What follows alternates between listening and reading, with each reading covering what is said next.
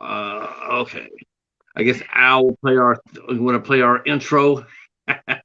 Yeah, I was going to give it a second because sometimes it cuts off.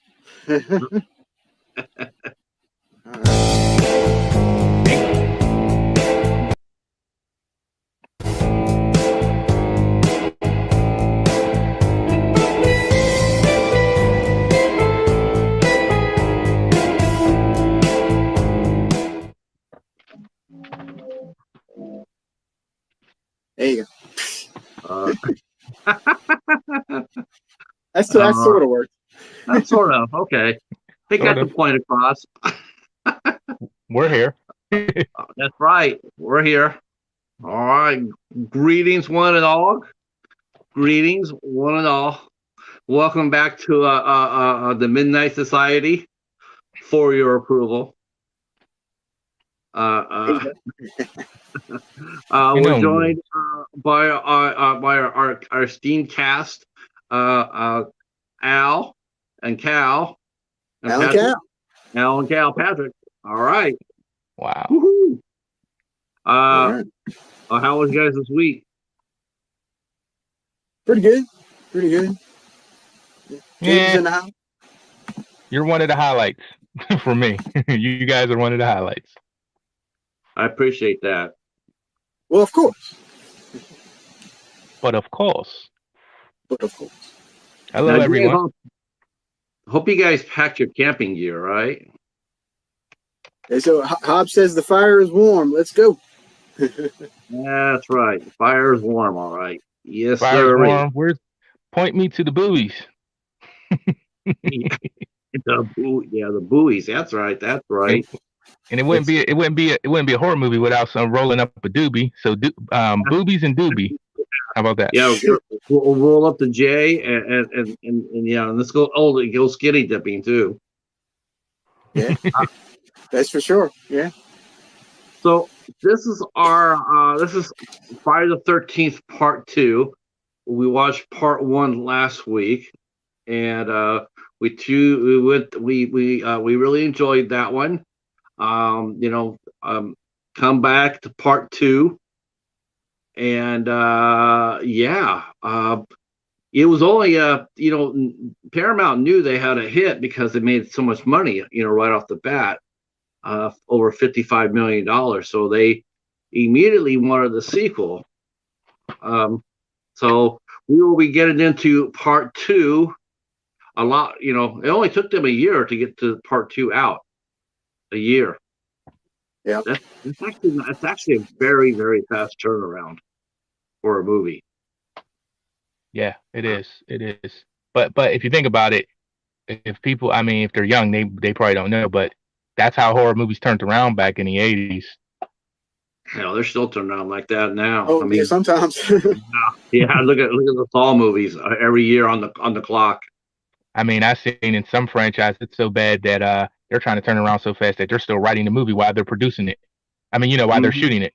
So I'm like, well, that's a little too fast. Bill? Well, like the Asylum has made it a art form to film their films in under 12 days. They can film a film between 9 to 12 days, and then that sounds cool, but I don't know if it's a good thing to stick to. If you can go longer, because that's pretty short. That's pretty short. When we started poking around at the second one, because after the first one's over with, you go ahead and you grab the second one. You go like, okay, I want to see what how they got the second one up and running, and how it came together. It was really different. It wasn't just a straight like let's just grab this movie we made a boatload of cash on, and let's do it. Initially, the film's original director, Sean Cunningham, he wanted to do an anthology theme with Friday the 13th. He wanted to have a different movie come out with a different story on the date Friday the 13th. And that's what he pitched to Paramount. Right. So Paramount didn't bite. But Yeah, yeah. Paramount was right. They decided, nah, we're gonna go with the teenagers getting slaughtered at the camp thing. It seemed to be working for us. Um, so what really cool about it was while Sean Cunningham, Victor Miller, and Tom Savini all stepped aside, and Steve Miner, who helped produce the movie, he directed it. He came aboard as the director, and Sean Cunningham produced it. And when they were talking to him, they said that it wasn't that much of a big step because all they had to do was just basically they kept a lot of the same crew, but they promoted a lot of the same crew. So it's the same people that made the first one. They just took a big step up. The assistant DP became the DP. Different people, that were assistants in the first movies became department heads in the second movie. Right.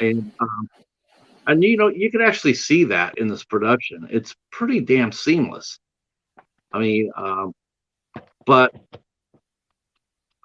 before we get into that, I guess we should get into the movie.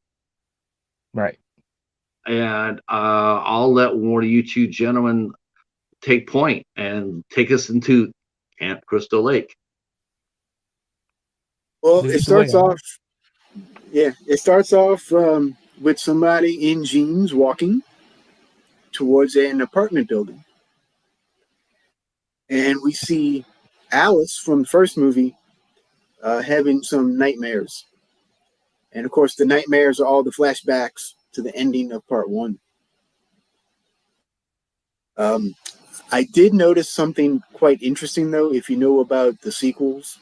Mrs. Voorhees states, "My only child, Jason."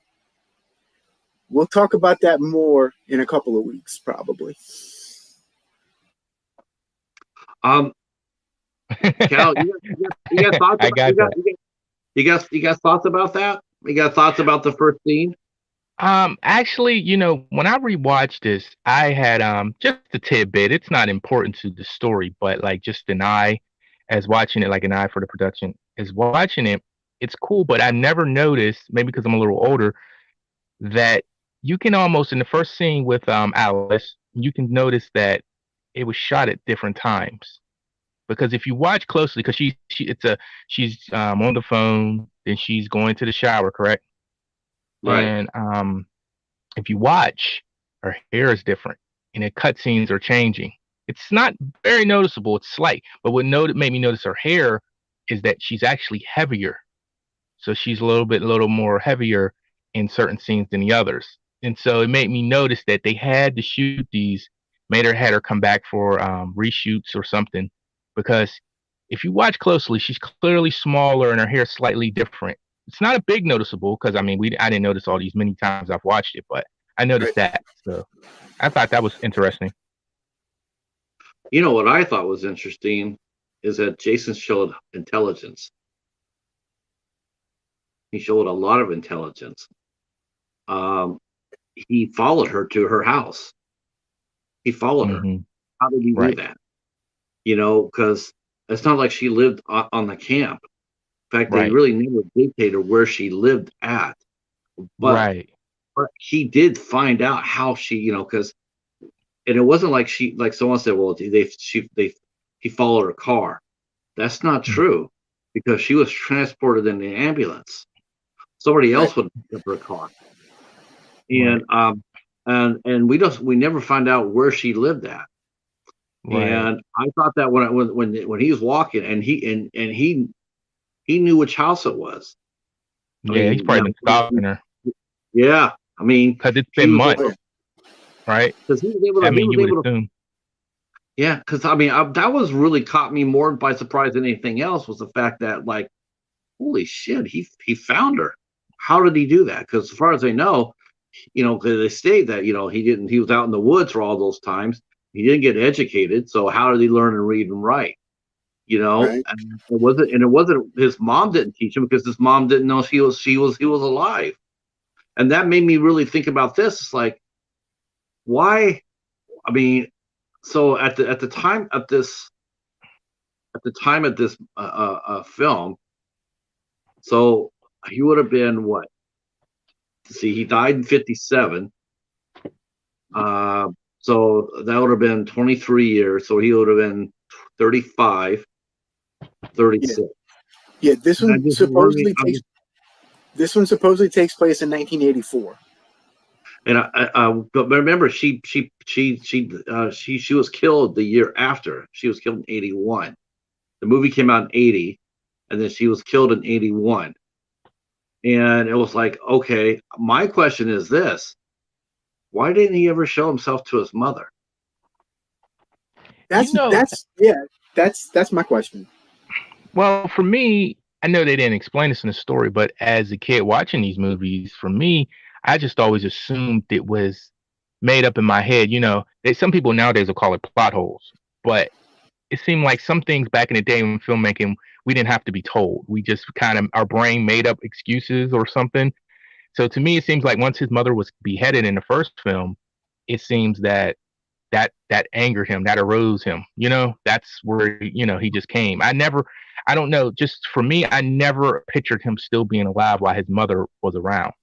I don't know. It messes up the story for me, for him to be both, because that was her whole motive.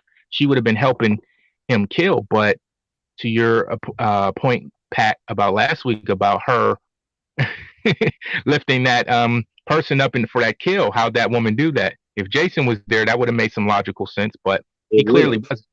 He wasn't, though. So that's not part of the story. So yeah, and like you said, he showed a lot of intelligence. I thought that was cool because you never see intelligence like this after this movie, because he's really, if you watch it, he's hunting her. He's like in the woods, like she's prey. He's been stalking her for weeks, Yeah. And then I thought that was cool. And the thing is too, is like, I mean, he showed intelligence, and in a sense, he showed a sense of courage too, because think about it. He's coming out from the woods where he's been all his life, and maybe that was it, who knows? But he ventured into the urban area. He ventured into the town to follow her. And to me, it's like, I mean, to get revenge on for his mother, yet at the same time, he never showed that at all going to see his mother, who was in town. It just made his character a lot more complex than just a simple guy running around stabbing people. I mean, he actually is a really nice piece of character development, if you ask me.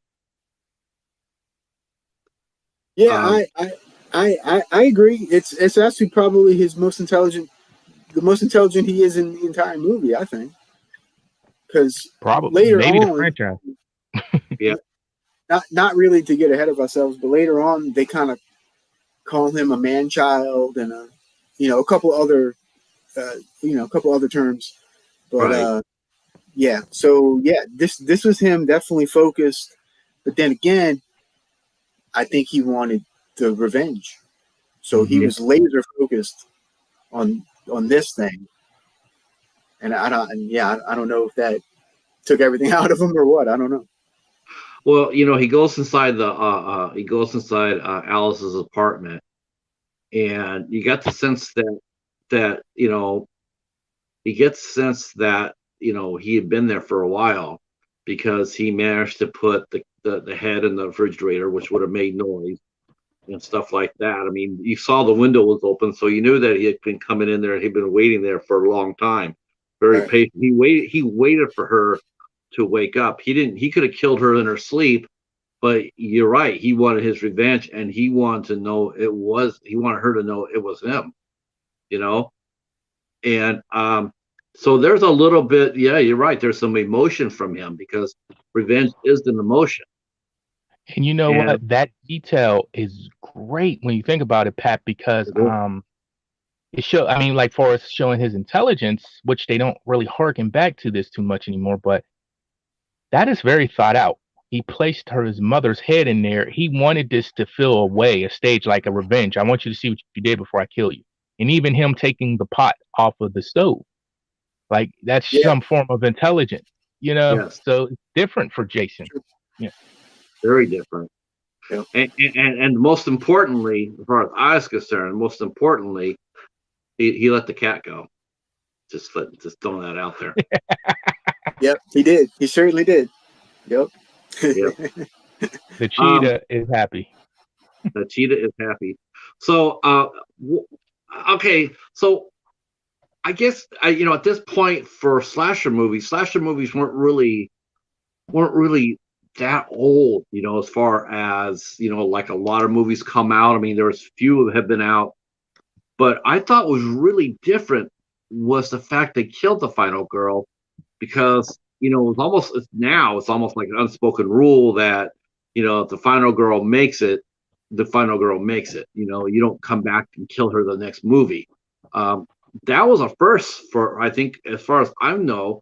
I think that was a first for a slasher movie, for the final girl to die the next movie. Right. And what's Yeah, funny, Pat?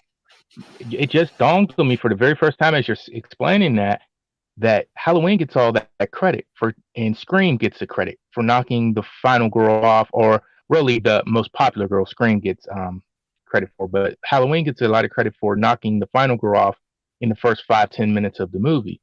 And no, I just realized they did it first, Friday the 13th. And it's funny, they originated that, where people say they copied Halloween, whether you believe that or not, but that's something that Halloween copied from them. I never caught that until just now. Yeah, people who say that Friday the 13th copy Halloween, the only thing they wanted to copy Halloween at was the box office. That's the only thing they wanted. That was the only thing they copied Halloween. They wanted the same box office, but the movie itself is so fundamentally different. It's way different from Halloween. It's not one and the same. It's different, and so there's no comparisons.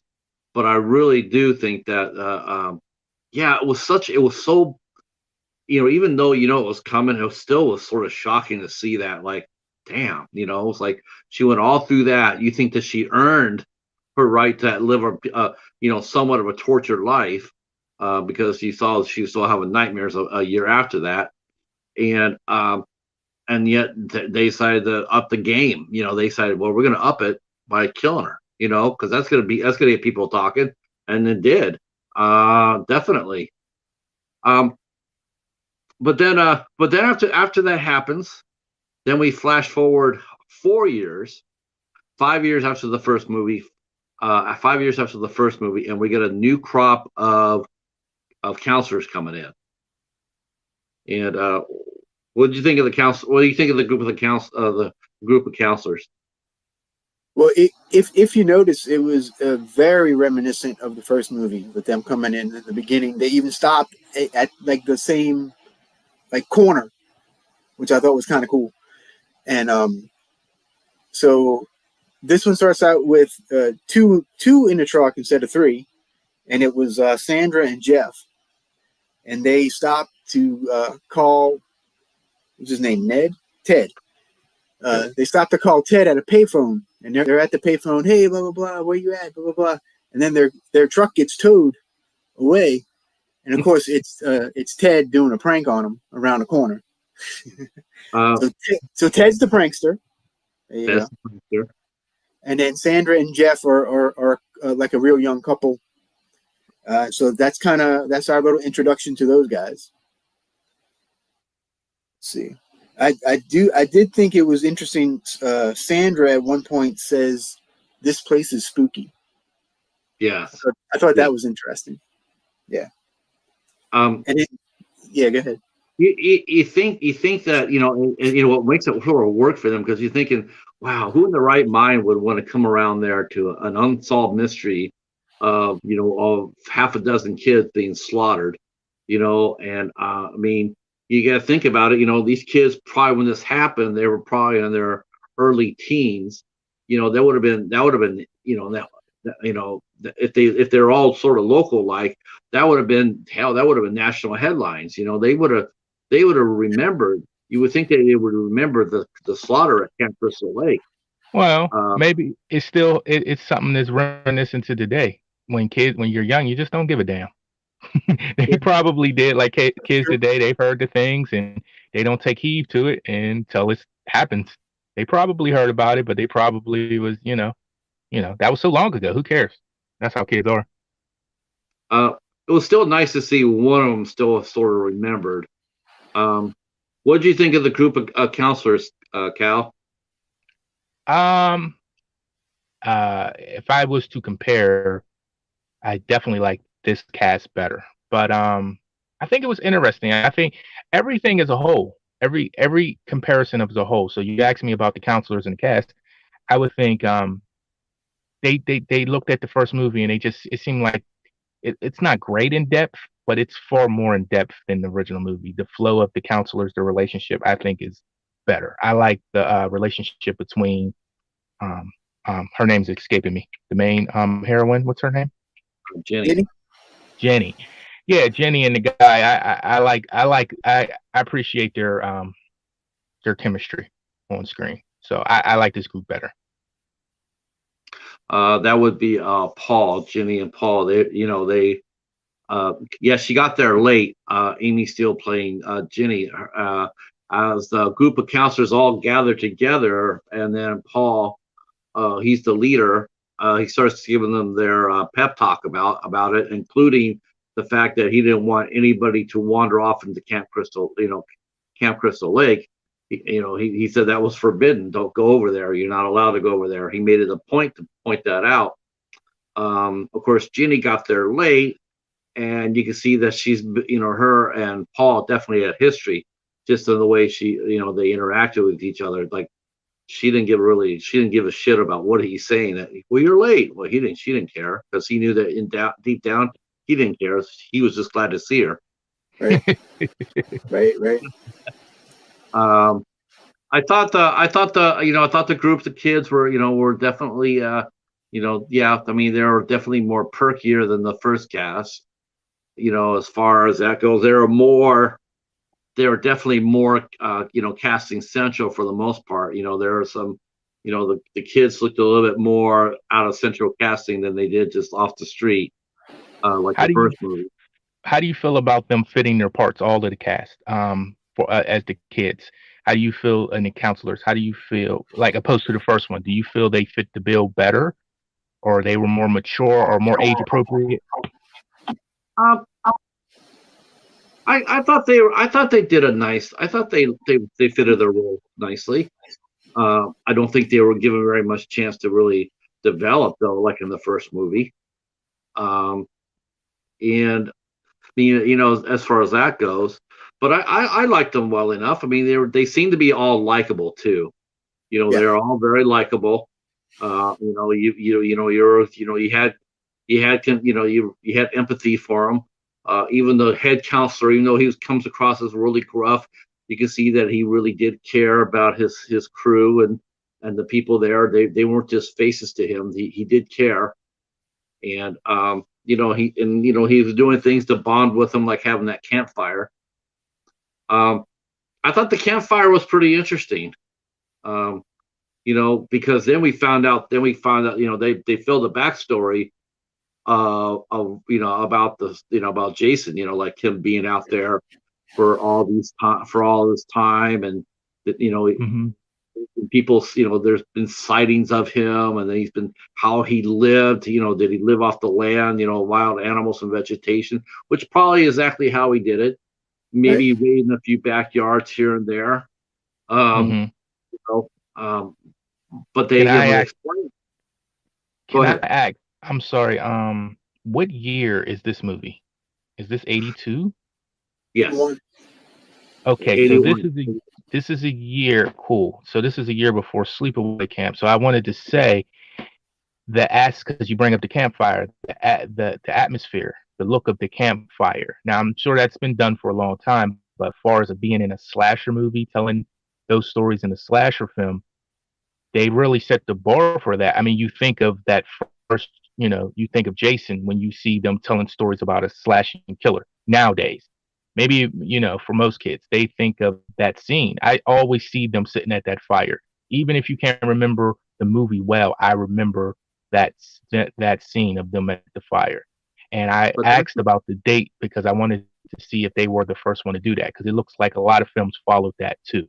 But they weren't, because there was another movie that did the same thing, including having somebody come out and scare everybody. and that was actually a movie called Meatballs with Bill Murray, and that came out in '79. And Is he that did a the horror same. film or a comedy No, film? it's a comedy film, but it's the same setting. It's the same. There's a group of counselors, and he's the head counselor. He's got them all around the fire, and Yeah, he's telling yeah. this poor ghost story, and then somebody comes out to scare them all. It's lifted Okay. straight out of Meatballs. I mean, I almost stand corrected. verbatim. I Yeah, stand corrected. But like far as a slasher film, like I was saying, I think when I think of those, they don't do it much anymore. It's not a cliche they do the campfire anymore. But Right. I think of Jason when I see that. yeah. As far as horror films go, yeah, it's effective. It's effective because that seems to be when you go camping or whatever. It seems totally natural. Like, I mean, when I was a kid, my brothers and sisters did that stuff too. We all told ghost stories.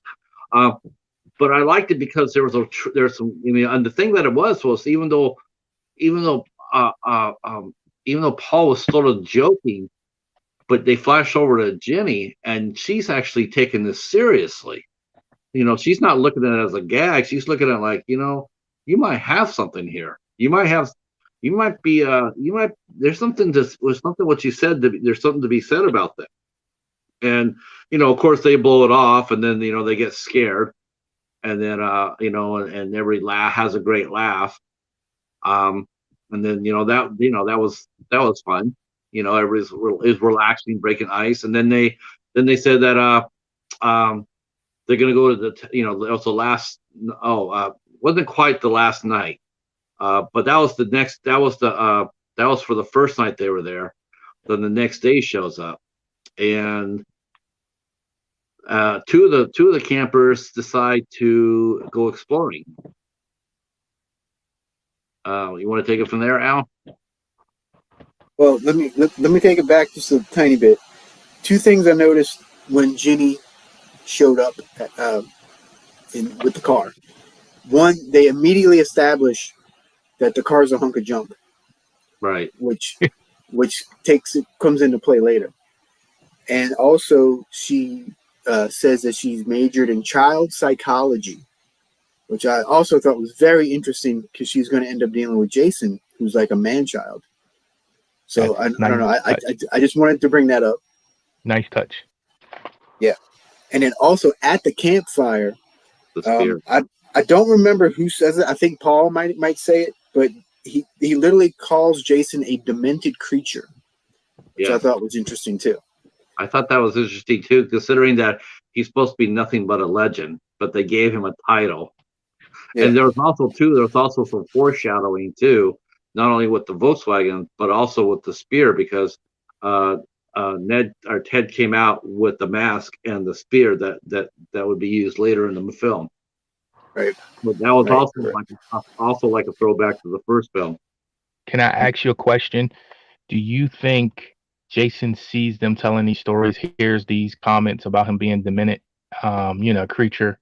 And if so, if you think he does hear these things, do you think that plays a part in the manner he kills them? Like if he kills one more vicious than the other?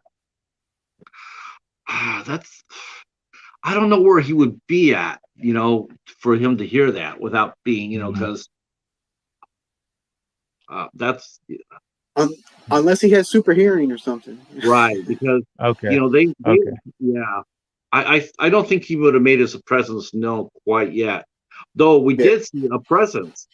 There was a prowler going around the camp. Yeah, there was.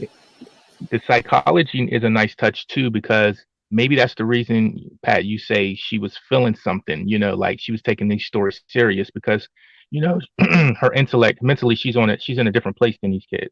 So maybe, that's why she took those stories, a different way. I can see that. Yeah, I'm with you about that. Yeah. So then Ginny and Paul go back to the cabin.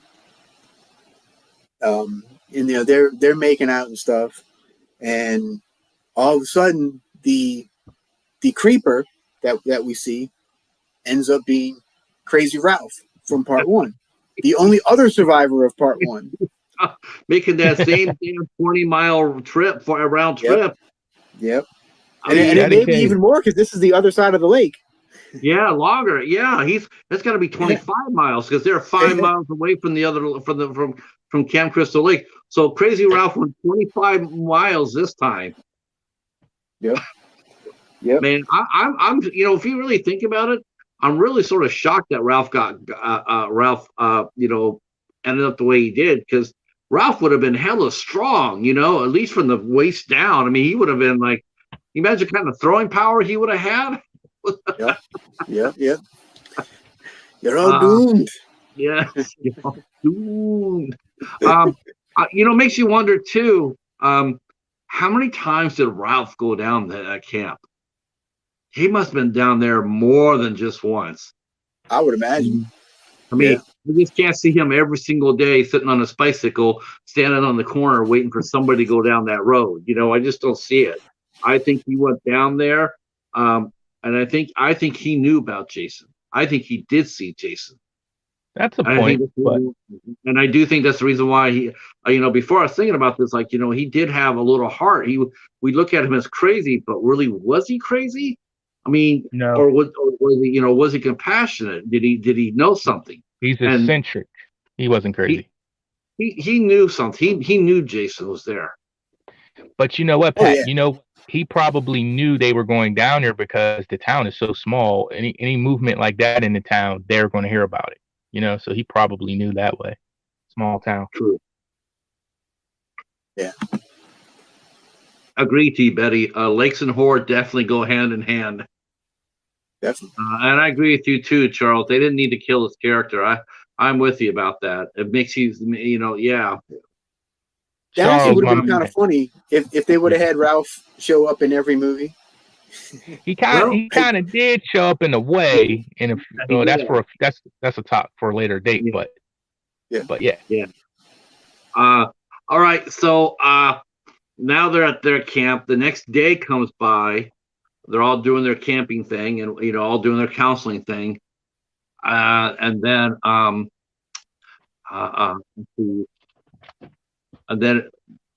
it was God.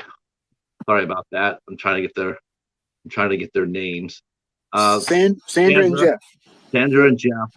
Sandra was really she was really tweaking him, like, come on, let's go.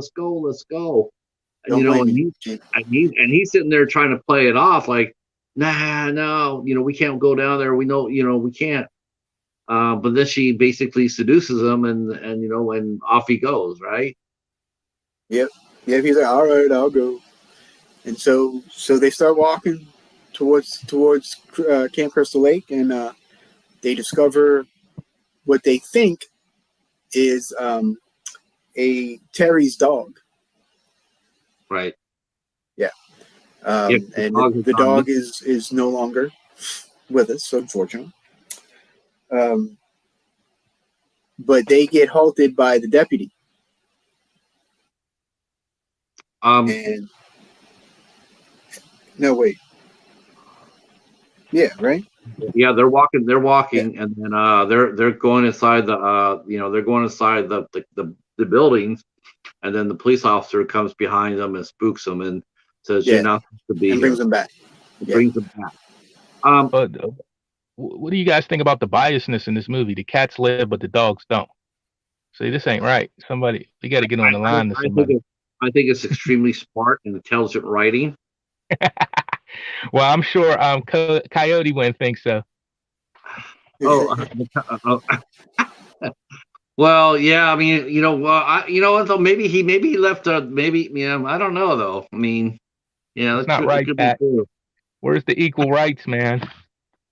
Well, if there was a cliff, maybe that would have worked. They could have just, they could have tossed the dog off the cliff. I don't know. Okay.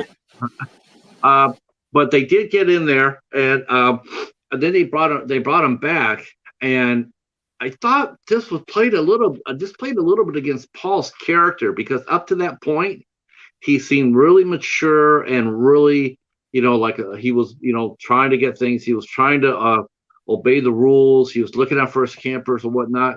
But I thought his interaction with the deputy was really was really quite disrespectful because the deputy, all he was trying to do was to protect the kids. Right. And the deputy sitting there were like, hey, you got to do a better job at that. And Paul's just like totally blowing him off. Like he says, you know what, no discipline, no punishment. And then he tells Ginny that Jeff and Sandra don't get any desserts. I thought that was a little bit against his character. I was like a little surprised by that. I thought it was a little funny. Yeah, I don't know. I kind of saw it as him sticking up for his workers.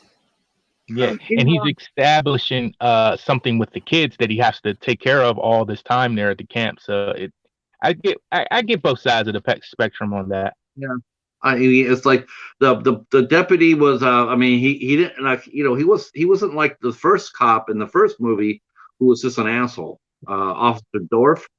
Right. He wasn't anything like him. He was actually pretty mellow and like, hey, I'm just looking out for your kids.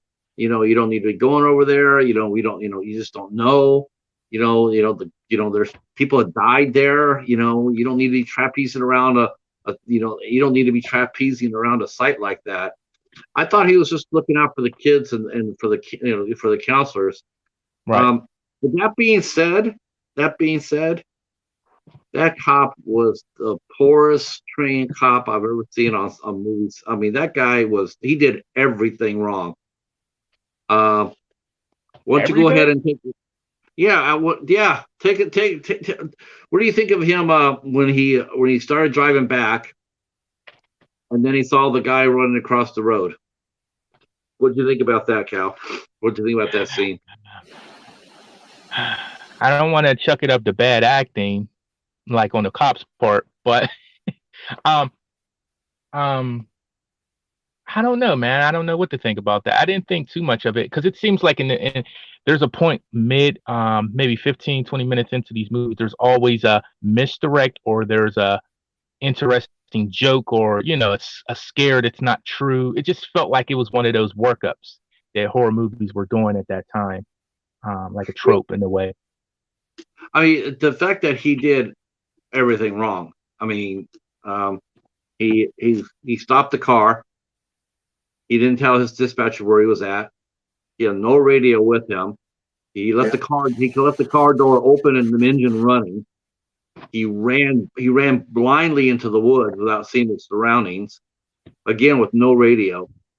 I mean, he might as well just been running through the woods saying, "Kill me now," because maybe he it's realistic in a way. I mean, in a way, it's realistic. It's just like it's a small town. He's probably the only one that's qualified for the job, the closest thing. You know what I mean? So in my mind, it's just like, yeah, that's how they handle business out there. He's never had that type of. You ever see the movie where the cops are so untrained? It's in the future, and they say, "We're police officers. We're not handled to train this." He's never been trained really. He's never been in that situation. That guy doesn't look like he chased anybody. Now that's a really interesting question because again, it goes back to the point where, like, he looks like he'd been there for a while. He knew the area, he knew the town. I mean, he did feel comfortable around there. So I do think that he probably maybe was there during the slaughter, and whether it been like I think his antenna would have been up a little bit more sharper around that area. I mean, you go around certain areas in your day-to-day life, there's certain areas that you walk by that's just going to raise hackles on you. Like you just know it's not like you walk Mm-hmm. across a ramp or a bridge. You're always going to walk down a dark alley. Yeah. Right, a dark alley. You're always going to be ramped up a little bit. I thought it was just a little bit surprising to see him run like that. What do you think, Al? I kind of see both points. However, I kind of lean toward this is Crystal Lake. They know what went on here. You know what I mean? Mm-hmm. So yeah, I would imagine they would be on, more of a guard. Yeah. Yeah. I do too. Me But too. I mean, maybe not. Maybe this town, maybe it's this little podunk town. You know, he's a new I cop. think I they're don't know. You naive. know, I think they're naive. I think they think the mother was doing all the killing. We caught her. It's over. I think they're thinking like that. Remember, he isn't mystical or supernatural at this point, so they doesn't even know he's alive at this point. So I think they're just thinking it's okay. It's just who's this weirdo guy? He might be another Ralph that I'm chasing. right? Yeah, because at this point, it's still just a legend, right? So Right. yeah, true. Um, I just think if he would have just ran for like the 15 yards and didn't see anything, like you'd be like, okay, at least he would go back and let this dispatcher know where he was at the very least. You go back and say, I'm on, you know, the driveway, this and that. If he just let somebody had known about it, but just the way he stopped and just ran pell mell, it's just like, I don't know any cop, even a rookie cop, that just would have just ran pell mell without grabbing a radio or letting this dispatcher know where he was at. But that being said, he had pretty good stamina. I'll give him that much. he managed to run quite a bit. Um, what did you think when he popped up at the cabin, Al? We see the cabin, the shack. So when the deputy runs in, Yeah, yeah, so he just kind of runs in and he kind of looks around and then bam gets the hammer right to the back of the head. yeah, that was I mean, like boom, and that yeah, that was something. that looked really painful. A little bit, a little Yeah, bit. Now, How, now I will say the effects in this one, they were, well, from what we saw, was good, but they edited a lot out, so we don't know really how good these effects really were. Because yeah, there's a story about that I'm sure we'll get into, but yeah, was that a better the kill? effects weren't as good as the first one of what's on screen, at least. Put it that way. yeah, Uh, that was a brutal kill. I But mean, that kill though was, yeah, it was like just bam, like that do was you that was pretty do brutal. you think that upped the game? We've seen the first movie, so we're going into this for the very first time. You think that made the audience excited? Like, yeah, we're getting ready to go different. We're upping it, we're ramping it up a notch. Do you feel that way, or do you feel that it was just below the bar? well, I think we felt that when you saw Alice die, and the thing about a lot of these kills too. I mean, think about it. I mean, whereas Mrs. Voorhees was using, she was using the arrows, and she was using, she was, it seems like the kills were a lot more personal. They're more hands on. Um, and he.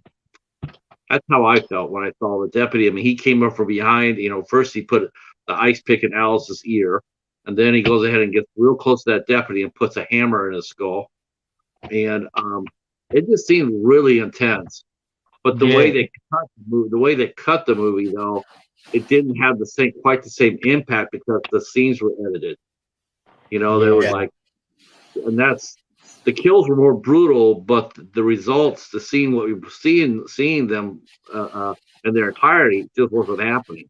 They were faded. They faded white. Or a quick clip, a quick edit.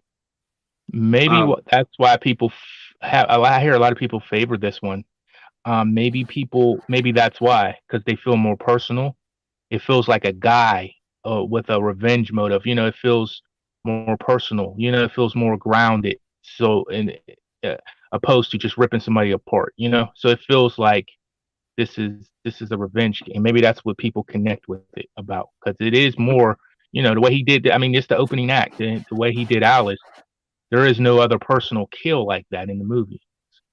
I will say this. I do think, though, that if the deputy hadn't ran inside the woods like the way he did, if he just ran to 15 to 20 yards and just, looked around and went back to his car, I don't think he would have died at all. I think he just, I think Jason felt like he had to kill him because he discovered too much. Like he discovered right. that's the reason why. It was more of a defensive kill more than an offensive kill. He was just killing to protect his, almost like he's protecting his home. I don't think that he was going to go after the deputy. Other than that, because if he would have wanted that, he would have ambushed him in the woods. But he kept on running. He was running away from the deputy. He didn't want any engagement with it. Plus, he probably feared the gun. He probably feared the gun because the cop has a gun. So when he got to the shack, and again, in a sense, it shows Jason's intelligence because that shack was hand built. That wasn't just there. That he had built that shack with his own hands. Is that what you got from it? You don't think the shack was just always there? No. You could tell like he had different doors everywhere. It looked totally cobbled together. It looked like he just built that himself. How do you feel about him moving that fast, Jason? About him running? Something that we kind of got away from after a few films. You actually see how he's moving. You don't see a walk. You see a run. No. Yeah, he's definitely much more human in this entry. I mean, he 100%. definitely came across as on the foot, running, and like I said, intelligent. He's thinking, he's putting pieces together. Do you guys personally like that? Do you like the walk in the or do you like the more grounded, realistic running? I like the grounded, realistic running myself. Okay. I'm kind of 50-50 because see, to me it kind of tells the whole story. Because like I said, this one he's a little more human, and then as he develops, he gets more, supernatural and almost zombie-like as the movies grow and go on. Right. Okay. One more thing, guys. Before we get too far, because Pat said something about in the beginning about all of a sudden Jeff was immature once the cop showed up. He just totally changed. Maybe that's a play for the characters they're establishing from that point that I'm sorry, what's her name again? Jenny. Maybe that's establishing that she is now the more mature character. You know what I mean? From that point on, it's like she is, Yeah, she actually. You're right. Makes sense. Yeah. There's a scene that sort of proves that too. But we'll talk about that in a minute. Yeah. So that was our first kill at the camp. But it won't be the last. That's for sure. So later on during the day, they decide that as it's starting to get dark, that's when Paul says that everybody's going to be, there's a lot of campers there. I mean, there's a lot of counselors. We see them running, and we notice that there was a lot. There was like 15 to 20 of them. It seemed like running, and I'm going I don't remember that. I don't remember that many there being there, but now we know why. It's because half of them went into town to have that one last night out. Those who want the night out stay here. Those who don't, they can stay. Sandra and Jeff, they were told to stay as their punishment. That was their punishment, was they couldn't go into town. Before we go on, there's one of the characters, and I'm not mistaken. I don't quite remember. Someone else might have to remind me. There was a character in the movie, a disabled guy who was he played he had a motorcycle accident, and he Mark and so he was in a wheelchair. Mm-hmm. Now, if I'm not mistaken, because I was thinking about this going didn't they have another one in the Texas Chainsaw Massacre like that in a wheelchair too? In the first one, yeah, Franklin in the first movie. Yeah. So what you getting at, Pat? That's a homage thing. I was actually sitting and going okay, I saw that, because to me it's like killing a guy in a wheelchair. It's one of those things where it's like, really, the guy has no chance. But I have to say this about this again. This shows Jason's intelligence in the way that we'll get to that in a second. But they established Mark as being an athlete and very strong, because he was arm wrestling everybody, and he was winning. He was beating everybody. So they established that he was an athlete, and in a wheelchair too. And he's wearing his jersey. Yeah, he did. He had a jersey on too. So after the camp, and notice that Jenny's Volkswagen still works though, right? Because Jenny and Ted in his truck, they take all the kids. They all go into town to have one last night, and then everybody else is there at the camp, including an old friend who happens to be the next person to buy the farm. And you want to take us through that one now? I'm trying to figure out what part you're at.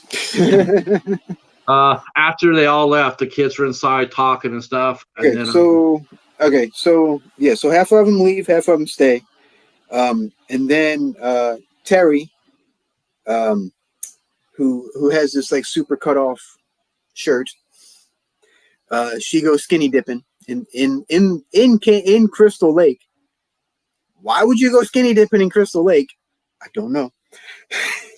But she wasn't. That was. But there's one kill before that though. Well, wait. Ralph. No, wait. So Scott steals her top while she's in the water, and then so she's chasing him to get her top back, and he gets caught in a rope trap, and starts hanging upside down in the tree. So Terry gets her shirt back and goes to run off to get help to cut down Scott.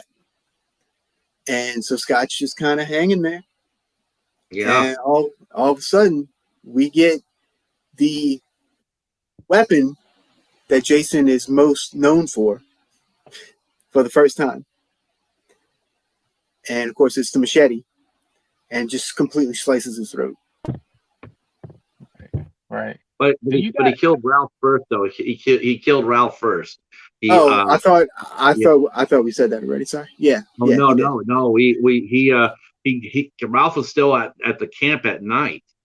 He went out there, but he hadn't. And then he was peeping on Ginny and Paul. He was all like looking, being a creepo, And then he turned around, and then Jason garroted him. Yeah. Yeah. Yep. Yeah. So all that happened kind of right before all what I just said. I don't go ahead, Cal. I wasn't going to say nothing. I was going to say when you were talking about the guy in the wheelchair, I don't know why, but he's always been my favorite character of the movie. Like if I had to pick a character I liked the most, just for some reason I always liked him the most. It was unfortunate what happened to him, but he probably was the guy. He would have been the popular guy, the athlete. He just happened to be in the wheelchair, and I just like how I actually liked how the girl took to him. I liked it. I just liked the cat. I liked all the campers. I liked it, even them playing with each other. It was just more. I don't know. It just felt more authentic. Just their whole chemistry, even though there wasn't a lot of building. It just felt more, I appreciated it more. Hey, Echo, welcome in. Wow, thank you guys so much, man. I can't believe it, man. We're popping at 19. You guys are really rocking it tonight. I really appreciate it, man. You guys are, yeah. This is awesome. 20 Jason brings them out. So now you're right though, but there's two things I want to pick up real quick. When Ralph was in there and he was staring into them, watching them. You mentioned about Paul earlier about how Ginny took over. I think another scene that sort of took that, where she took over when they were playing chess, and she checkmated them. I thought that was like, okay, so she's really sharp. I mean, she's extremely sharp. Yeah. And I thought that was a nice subtle pass of authority and a power. You sort of got that. You sort of got the shift right there, for me anyway. We're like, okay, Jenny, maybe she can't fix her car, but she's a thinker. She's outside the box. Yeah, And they I just made thought it. the way I thought how they showed that was really cool. And I thought that, and then the only thing I was sitting there, I was thinking of I was thinking when he got hooked on that rope again. There's Jason. He obviously he used that snare before out in the woods to catch food. I'm sure that's one of the things he did to catch food was put snares out. The only thing that got me by Terry was that Terry went by herself. That was going to be very hard for her to get him down by herself. It was going to be very hard for her to get her down. To get. I don't think so. I think since they were kind of like flirting and stuff, she was just going to cut the rope and let him fall. That's what you get for peeping on me. He couldn't have reached up there. He was too high. Yeah. He would. Yeah. Reached the rope with the knife. I don't think she could have reached it. I think she would have needed a little bit of help. Yeah, probably. That when she did that, I'm like, okay, she should go get one of the others. But she just ran back herself, and we're like, I don't think she could reach that high to get, to cut that rope, and also to make sure that he doesn't fall on his head. Him trapping him but that was. But I like the idea that Jason makes that trap, that snare. I thought that again showed how smart he was. But you're right. That was the first time we see the machete, and that was a good kill scene too. I mean, it was brutal and they actually left a little bit of gore in that one. I was surprised. Yeah, they did. You're right. They did. They actually showed a little bit of blood, and then when she came running back, but they made up for it by showing the gore by not showing us what happened to Terry. She turns around, she screams, she's showing the camera, she screams, and it cuts to white. So we don't know how she died. Right. Other than probably painfully. They were being respectful. She already showed her body, so they didn't want to kill her too, right there. Yeah. Maybe. I don't know. That might have been it. Maybe. Yes, so don't get naked in a slasher movie, folks. It's not going to turn out well for you. All right, Randy. Lay the rules down to survive a horror movie.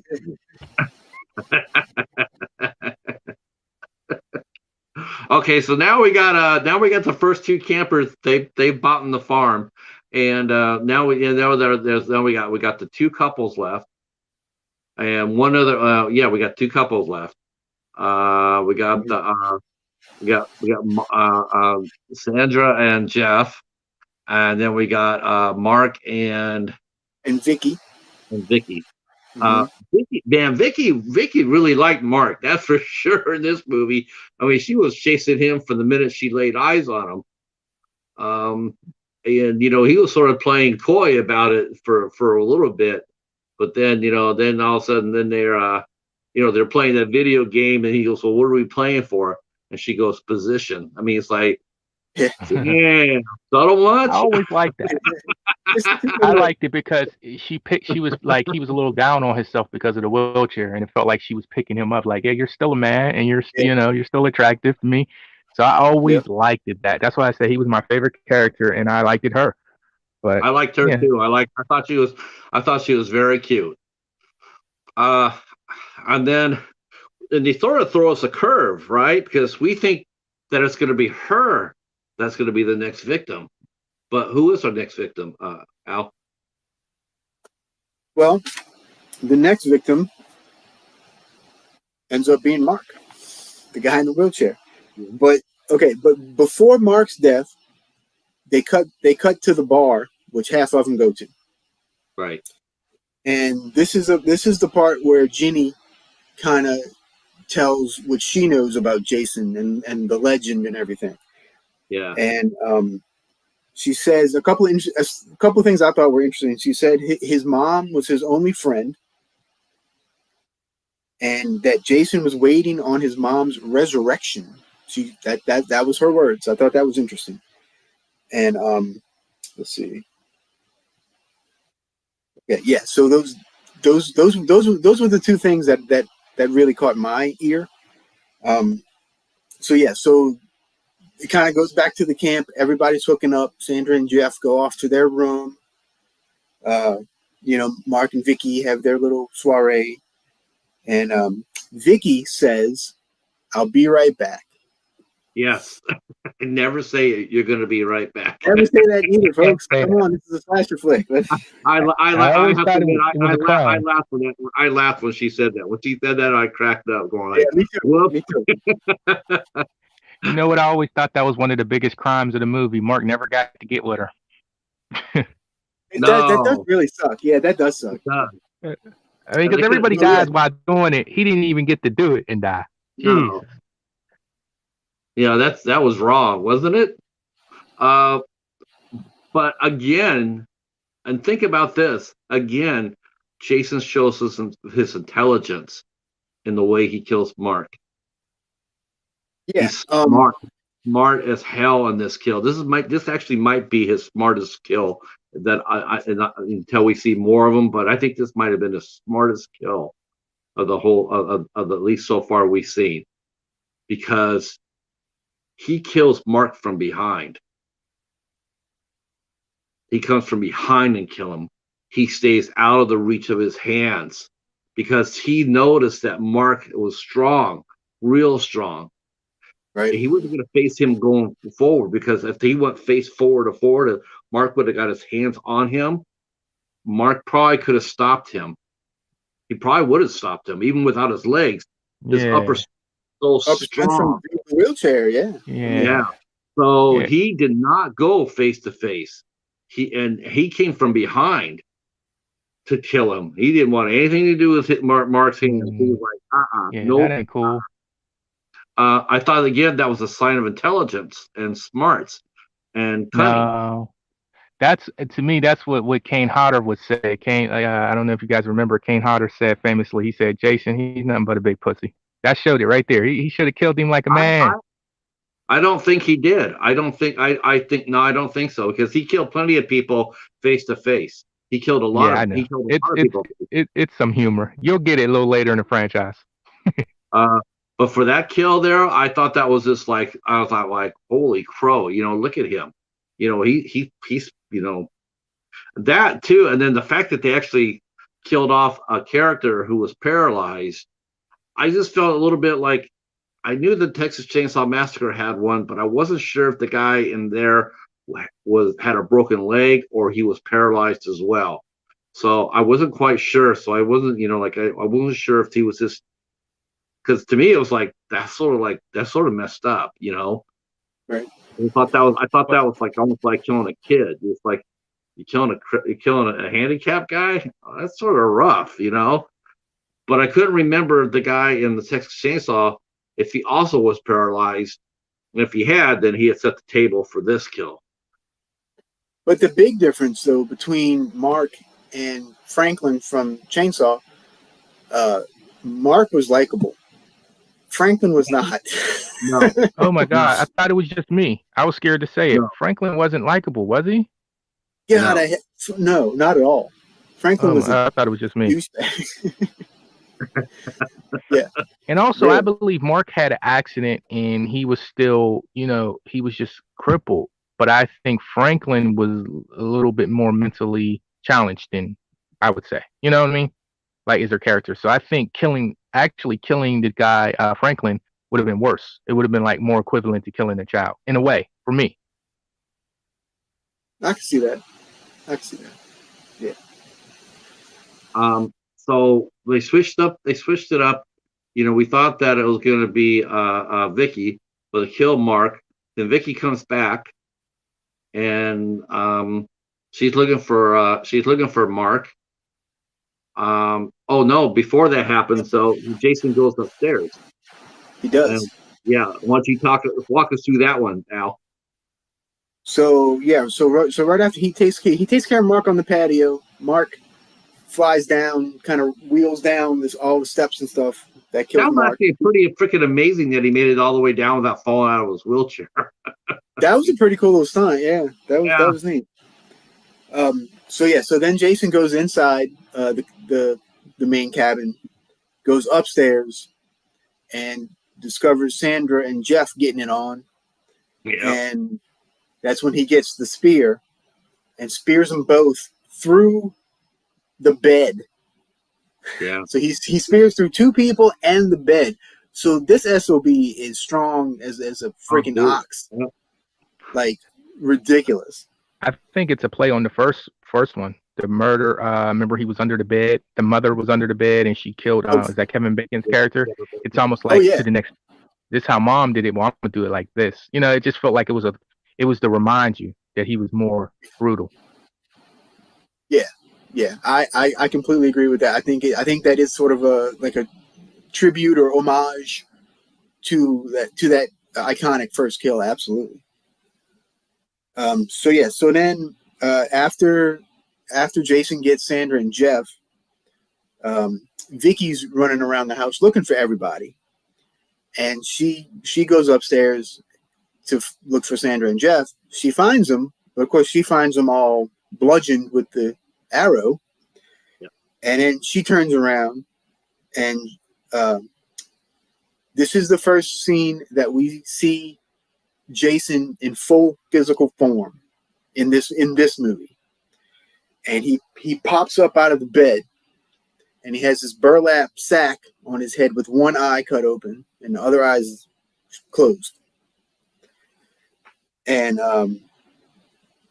so he runs after Vicky and gets her with a knife. Yeah. Yeah. Yeah. That was yeah, that sucked. So what did you think of Jason's look at I this was going to point? ask you. Because this is the first time you really see him. Right. Yeah, The only thing that came to my mind, honestly, how damn clean that sack was. That sack was like, it was clean as hell. It was like brand new bag, and it was like over his head. I'm like, damn, that's a clean ass bag. There's no sweat stains, there's no gore, there's no nothing. No blood spatter, no nothing. That's a clean ass burlap sack. I mean, that's pretty good. yeah, that's Yeah. a I plot don't know hole. why that's the first thing I thought of. Right? It's probably not the probably what you shouldn't be thinking about, but that's just what I thought was like. And then 2 is that when he got up, they showed his size when he got up, and he's smaller than what you expect. He's not right. really big. He's actually Right. pretty average. Yeah. Yeah, that's the other thing too. Now, and in interesting trivia, I think Steve Dash is who plays him for most of the movie except for the end. He's a tall guy, but he's not a real huge guy. Right.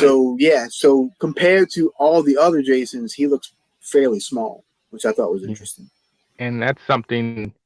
See, my love and my seeing these movies are different for you and you guys. So that's something I never liked, and I still don't like. I don't like his that he's so much smaller. Even I mean, just say I were watching this for the very first time, and when I seen it, even his hands, you see his hands killing people, and they just look. It just seems like they fit to a bigger man. So I mean, it was a surprise. Don't get me wrong. The sack, I'm curious to think. Do you guys think that was scary? Only thing I thought about the sack was, God, that's got to be annoying staring out of that one little hole. That's all I thought. Right? Mr. Bones and Larry D are flashing some fun comments here. Mrs. Bones says he looks like he's related to the 3 brothers in Wrong Turn. And then Yeah, Larry kind of. comes back there and says that was his Friday bag. The other ones were at the cleaners. I have a take on that, Bones, about the Wrong Turn. I have a take on that for future franchises, man. I'm glad you see that. Yeah, that's funny as hell. So yeah, I didn't. You're right. When he put in any, we also too found out that he's left-handed. He's left-handed. I didn't know. Yeah, he got up and when he went to stab Vicky, he had the knife in his left hand. So he's unless he's ambidextrous, but I don't. I he think might be ambidextrous, yeah. because I mean, this time he shows him he's stabbing with the left. And so yeah, he probably is, because when he killed Mark, he had a call from the right hand side. So Jason can bring it both sides. Was that scary though for you guys? What the sack, was that scary? No. No, it didn't scare me at all. Even when I saw the movie back then, it didn't scare me. The only thing it made me do was I was curious. I wanted to know what he looked like. Did he look like anything from the creature as he did in the first movie? That's the only thing I think of was like he's deformed. He's like Winslow from Phantom of the Paradise. He's wearing a mask to cover his deformity. Right, right. Yeah, Well, Charles says he's ambidextrous. Okay. in one of the interviews, because I saw a lot of interviews. One of the interviews, they said the inspiration for his look was the killer in the town that dreaded sundown. Oh, I thought I've that never was seen the interesting original. because he has the same thing, except he has both eyes cut out, but he has the burlap sack and the overalls and everything, just like Jason does in this movie. Oh, that's right. And Yeah. yeah, he really does. See, I've only seen the sequel / remake, so I've never seen the original. Yeah. So I didn't put that together. I forgot that movie's before the Friday franchise. Yeah, 76. I think. Here's my question. Dude, there's one thing too I noticed too is that when Jason was running, he had a really good pair of boots on. I mean, they're in good condition. The boots were in good condition. Yeah. And I'm thinking about that. I'm going like, where did he get the boots at? Did he get them from in town? And again, it goes back to the cop. It's like, okay, they would have had some break-ins, or people would have had some, people would have noticed certain things missing. Like my boots are gone, my shirts are gone. During the 5 years or how many years Jason was in there, things like that would have happened on the regular. They would have been pretty consistent. And again, it goes back to the point where the cop running out there without any backup whatsoever.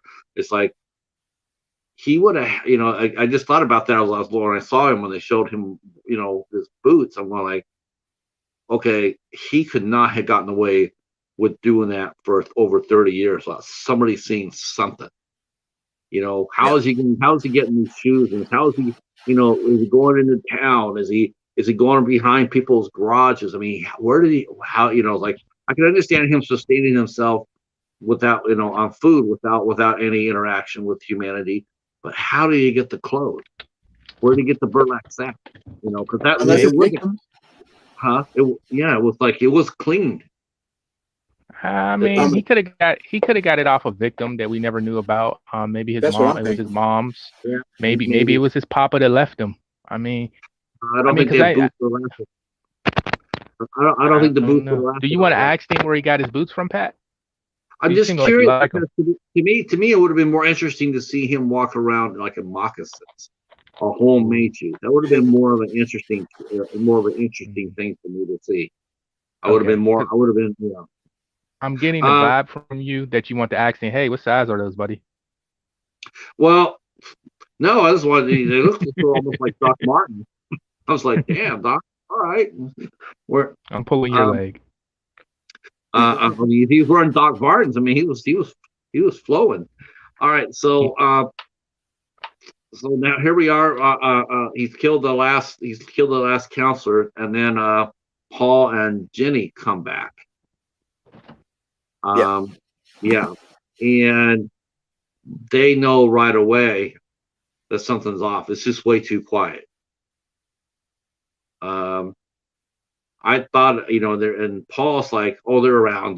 We'll look for them, But Jenny already seemed to know that something was really up. She had it's almost like she just had I'm probably gonna crack you guys up with this, but it's almost like she had like a spidey sense about it, No, Pat. Yeah. That's just called woman's tuition. Well, it didn't serve the other ones well. She had a higher one. She was a woman. They were kids. She probably. But she seemed to know when she knew before Paul did that something was really wrong. I mean, he was like, "Oh, we're going to find him." But Ginny seemed to already sense that there's no reason, there's no point to looking because they're all dead. And they crept in, and she kept on coming behind him saying, "There's somebody in this room." And then there's somebody in this fucking room, and then Jason popped up and attacked Paul. I like that. Yeah. What did you think of the fight? I laughed a little bit. But I don't know. The struggle was cool. I'm sorry, guys. I laughed at that fight. I'm trying to be cool, but um, it was okay. I expected. I don't know. I was a little disappointed in her, because she seems so strong at this point. It's just like, man, help your boy out. Throw something at him, something. You're right. Yeah, it's like help him, right? Yeah, I caught that too. Um, I saw that too. All that Maybe strong she went out was the window. maybe she was just kind of stunned. Is kind of my guess for like a minute. So it threw her off. So she didn't help him. Maybe I don't know. I get that, Al, but it feels like, how they say 30 seconds on stage is like a lifetime. And it felt like I can get you being stunned, but it seems like the fight was so long, and this guy's fighting for his life, and you didn't throw something just out of reflex. It was a little strange to me. I was disappointed. Even if she would have jumped on his back, it would have bought him some time to, because Jason would have had to, it's hard when you get hit by two different people. Pick up the damn chair. Something. Right. Yeah, I thought so too. I was a little bit surprised by that. Someone who was so hyped up, and then when the shit did hit the fan, she just froze there. Yeah, I didn't like that at all, honestly. Yeah, I it didn't really fit her character at all. Her character up to that point, it didn't really feel like that's something she would have done. Hey, Keith. So after the fight, and then looks like, because Jason comes after her, it looks like maybe Paul has bought the farm. So now Jenny's running from room to room. The other thing I probably would have told her to do, she was running. She did the right. She was trying to run. She was trying to keep away, trying to get outside. But there's probably one thing I probably would have, if I was her, would have tried to have done. I probably would have took off the bright white shirt she was wearing. She was, no matter where she was running to, she was sticking out. He's following. He's using her shirt to follow her. Yeah. And I probably, and she did all the right things. She ran, she hid. I mean, she was trying to, trying to stay out of his range, but it was almost like she had a flashlight in her hand, with that shirt. That's interesting, Pat, because usually I would say realistically, when you're running and something goes down, you're just going to run. You don't think about that. But her being so smart and strong, you would think she would think about that as her character. Yeah. So that's a good one. Yeah. Mm-hmm. So I thought the part where she she ran, she ran, and tell us about walk us through the final act here, Al. Her and Jason square off. Okay, so now it starts getting pretty good. So after he takes care of Paul, so we think, that's when Jason grabs the pitchfork and he goes through the freaking door, like kind of like Jack Torrance in The Shining. I thought that was kind of funny. And so they're just taking from everywhere, huh? So Jenny busts out the window and jumps out the window, runs to her car. And of course, remember earlier, we already know this car is a lemon, right? So she starts it. Oh, it don't start. But at least she had the key. But at least she had the keys for it. She did. Yeah. Sometimes you saw her run there and thought they don't have the keys. Yeah. Yes, she did. But So Jason attacks her in the car, and she kicks the door open on him, and he flies back. And so she gets out the car. She runs around the corner trying to hide. And let's see. And then this is the part I love. When Jason runs after her, she turns around and she kicks him square in the cojones. Yep. So my initial thought was Jason's got nards. Monster Squad. Yeah, throw a little Monster Squad up in there, Got But I immediately went, Jason's got nards. So yeah, that was I chuckled a bit at that. Yeah, I thought that was pretty funny.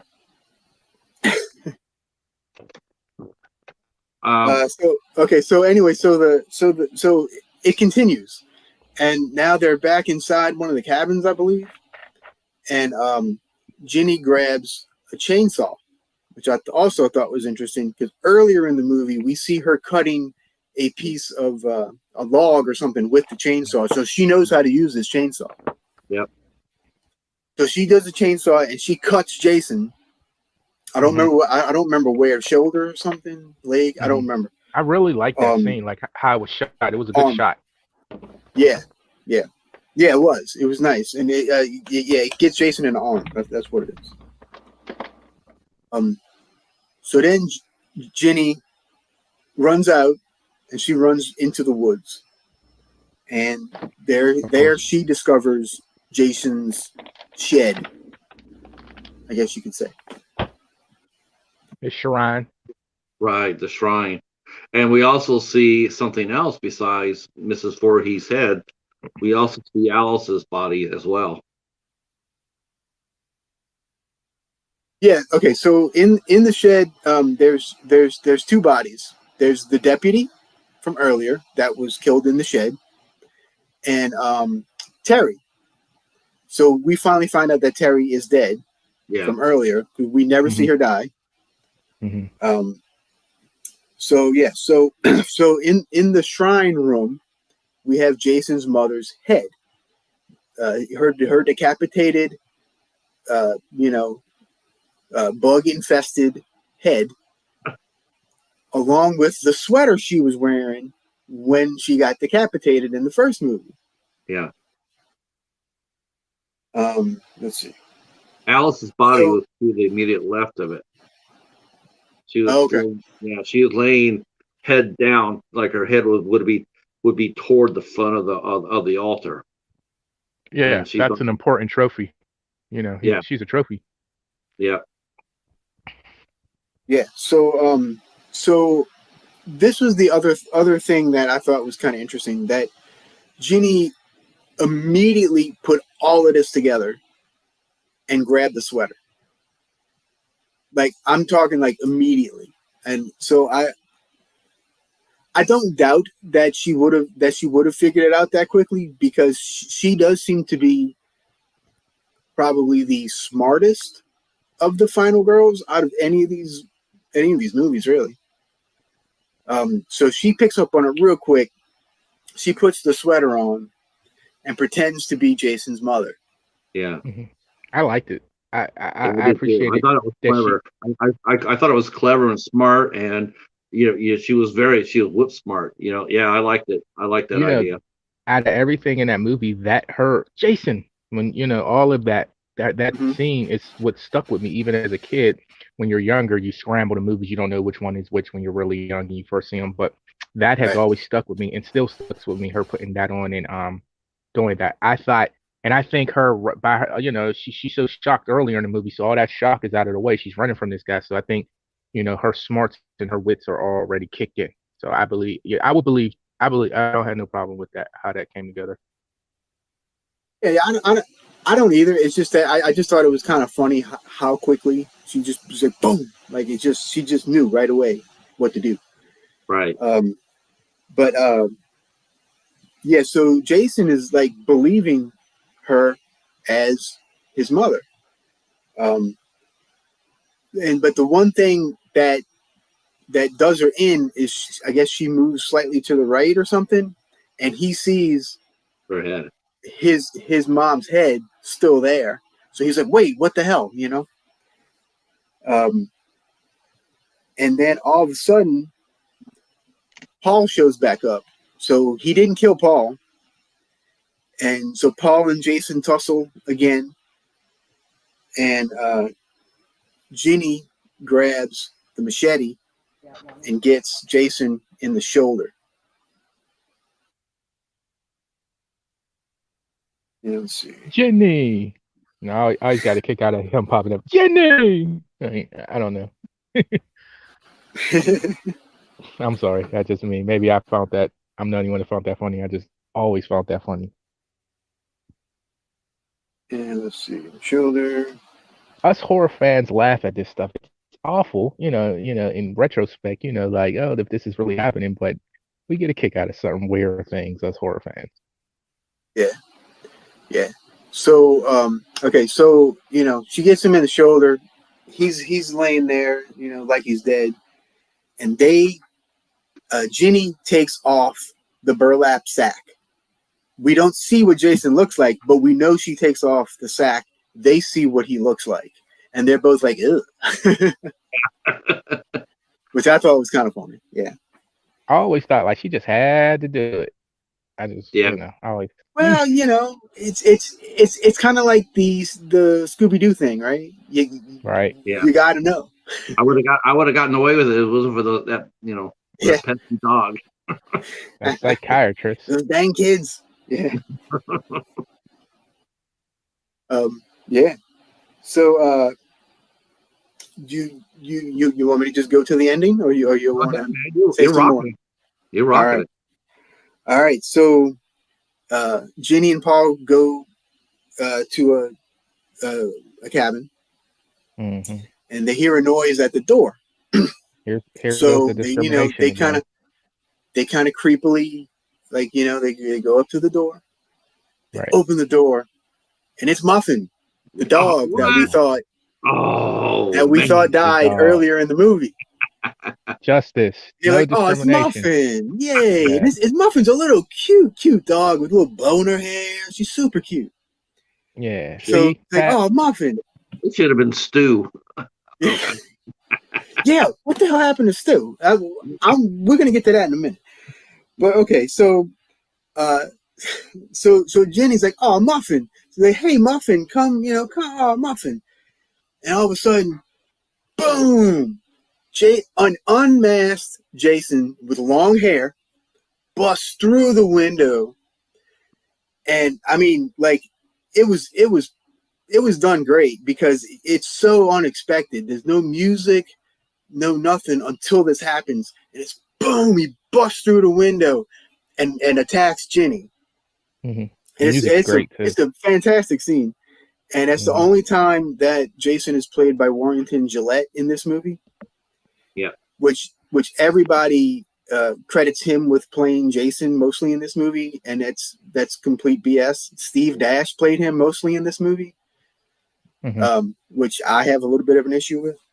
Yeah, but anyway, so Jason busts through the window, and he's all like half his face is all mongoloid, all crazy looking, and the other half's not too bad, but it immediately cuts to white. I think not to black. I think it cuts to white.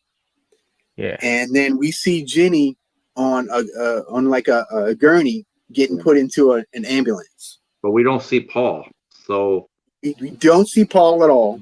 So we don't know what happened to Paul. Yeah, we don't know what happened to Muffin, and we also we never find out what happens to Stu, because Stu just kind of disappeared.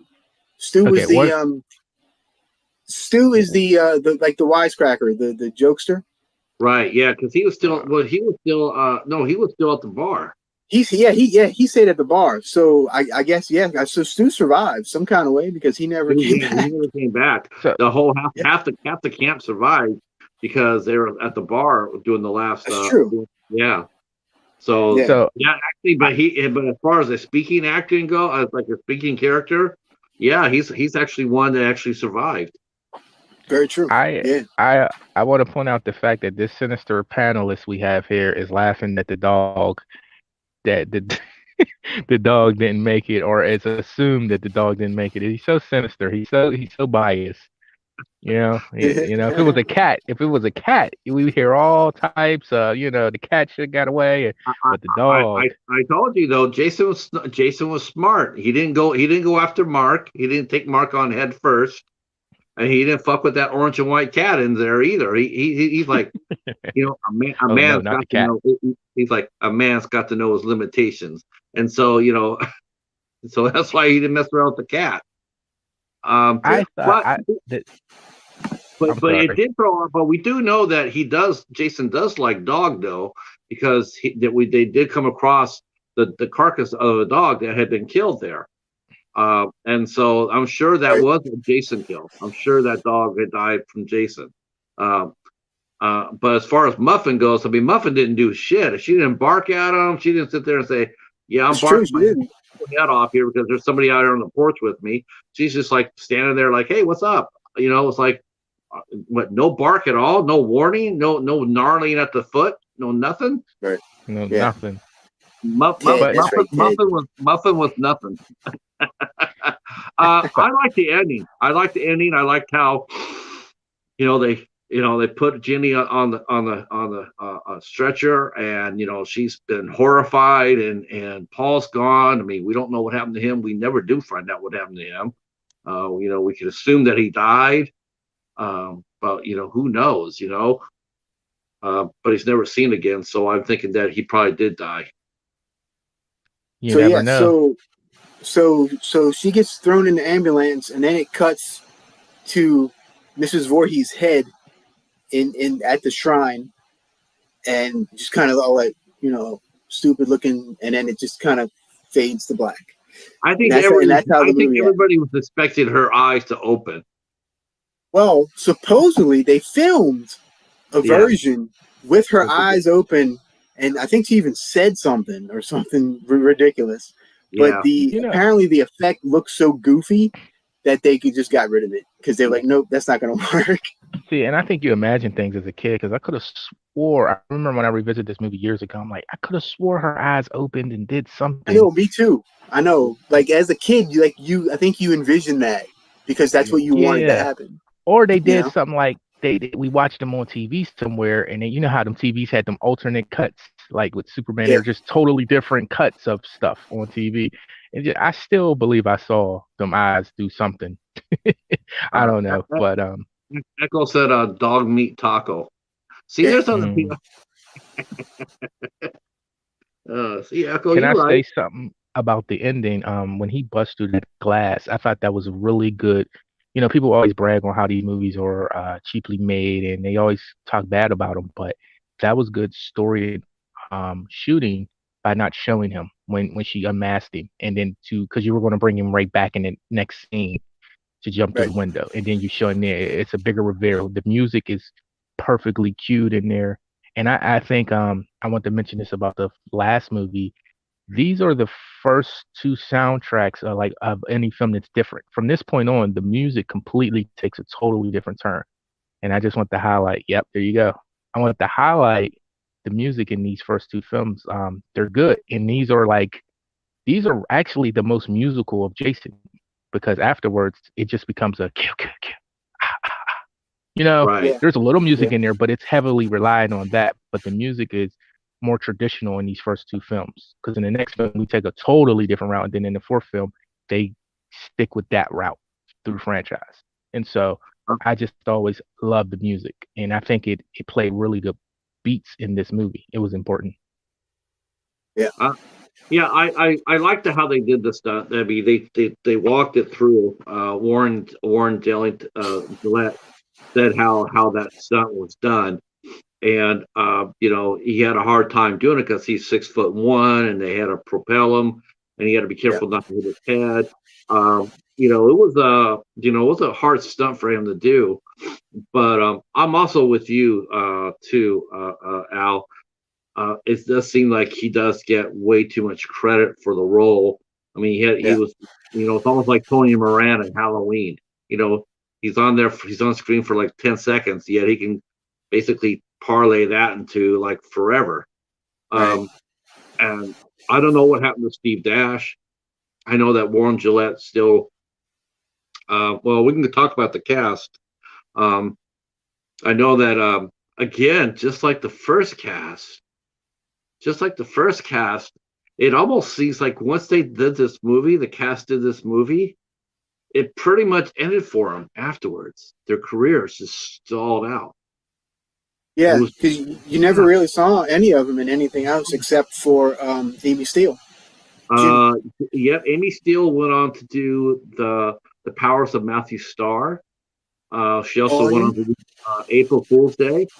Yep. She was very active. John Fury, who played Paul, he had the most successful as far as terms of number of credits goes. He had over 70 credits, but everybody else pretty much vanished. And last week's episode, we mentioned that one of the main actors died, pancreatic cancer, and Tom McBride, who played Mark, he died early too. He died in 1995. He died of complications of AIDS. And so, but the rest of the actors that were there, they didn't really do anything else at all. Kristen Baker, who played Terry, she pretty much vanished from the face of the earth. She didn't do anything. Everybody else is stalled out. It's almost like a curse. What about we'll have to see the cute girl? What's her name? Sandra? Was it Sandra? Sandra. That was Marta Culber. She, for the second time in a row, they had an underage actress on the set. She was underage. This happened last time, the last movie, and it happened to this one too. She was only 16 years old as well when she lied about her age. So they had actually shot the initial love scene with her showing, her being nude, but they had to cut that out because she was only 16. So maybe Mark would have got with her, but they said no. I never knew that. Let's see. Peter Barton from Friday the Part 4. Yep, at Hell Night. That was a fun show. That also had an Oscar winner in that movie. That had Louis Gossett Jr. in the Powers of Matthew Starr. So as far as that goes, it was really interesting how that worked out. It's almost like if you got cast in one of these movies, it's not even typecast. It's that you didn't even get to work. Yeah. Amy Steele was active. She pretty much was active all the way through 2000, and then she really hasn't done anything since. And now she's doing a fan film or whatnot. But it just really nobody ever really broke out from the first two films. That's probably why Miss Palmer felt the way about doing horror. She's seen where it goes for a lot of people. This might have been her last film, so because you see a lot of the young cast didn't do anything either. So yeah, the other cast last week, they seem to be mostly theater people, and this might have been too. Maybe they did. I don't think so though. Just like I said, this cast seemed more straight out of Central Casting. They were much more handsome and much more good looking and and whatnot. The cast of the first movie just seemed like everyday average people, and that was the appeal. Okay. So what did no you? Bubbles? What's that? No bubbles, because you guys bring the bubbles up in the first one. I never noticed that. For the ending, there was bubbles blowing in the water. Right. So there's nothing in this movie to indicate that they're going to continue it for you guys. Well, obviously, since Jason wasn't around, Jason's body wasn't there. Neither was Paul. So I think the fact that they zeroed in on Jason's mom's head, I think that's sort of like let you know that it still is going to continue. Yeah, it's not over. Yeah, definitely. Even though this movie came out with a lot of buzz and hype, and it got a substantially bigger budget. The budget for the movie was $1.2 million, and the box office was under 22, $21.7 million domestically. Back then, they didn't really. They opened wide. This movie actually opened on 1,000 screens. That was a lot for back there. So the first movie actually did better. That's interesting. Yeah, the first movie did much better, twice as much better. Shock factor. Well, I find in part two, I do think the acting is better overall, and especially from all the camp counselors. I just find that they were more natural in this one. And so I just overall, and then of course Amy Steele as Jenny, to me, completely steals this movie. Yes. Yeah, she really does. I mean, she just rocked it. She nailed it the whole movie, and she's the smartest final girl, and Yeah. she's the most badass.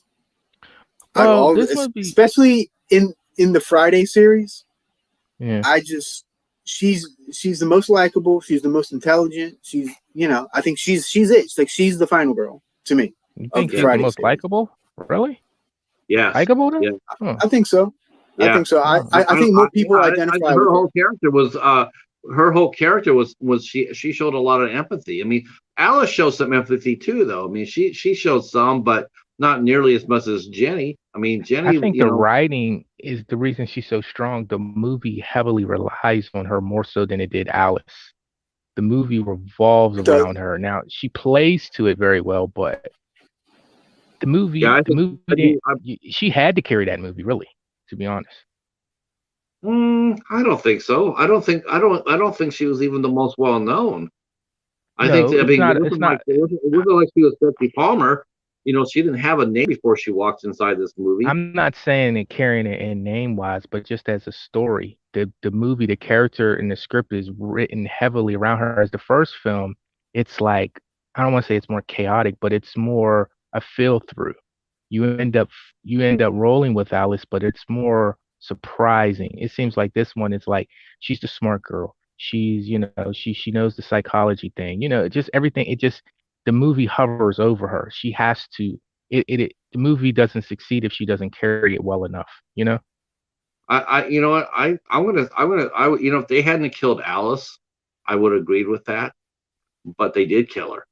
And the fact that changed the rules, because now you couldn't just sit there and rely on her to carry it. You couldn't revolve around her because nobody was safe. If anything, when they killed Alice, that's what they established, that nobody was safe. Mm. You didn't know, just because she might have been the final girl, but there's still 10 minutes of the movie left. There's nothing there not to say that she couldn't have died as well. You Yeah, really but didn't know until they started rolling the credits, if she was going to truly make it out of there alive or not. I get what you're And saying, but also too, she made it through the first movie. So in my mind, I would well, think, well, she's gonna make it through this movie. Maybe she'll die in the next. You know what I uh, mean? It's I didn't see them killing her. I didn't that part. I thought that was a one trick pony. I didn't think they'd kill her off the next movie.